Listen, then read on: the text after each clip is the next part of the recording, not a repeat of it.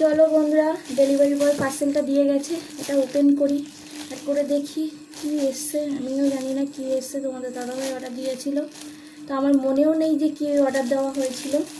তো না, আমি পার্সেলটা খোলার আগে দেখিয়ে দিই। এইখানটা না কিছু একটা ছেঁড়া আছে, মানে এখানে কিছু করা হয়েছে, জানি না, বুঝতে পারছি না। অনেক জায়গায় ছেঁড়া আছে এরকম ছোটো ছোটো, সেগুলো আর দেখাচ্ছি না। তো চলো অর্ডারটা কেটে দেখা যাক কি আছে না আছে। তো খুব আস্তে আস্তে কেটে নিচ্ছি, কারণ যদি একটু ইনকাম হয় জিনিসটাই ভেতরে কেটে যাবে না হলে।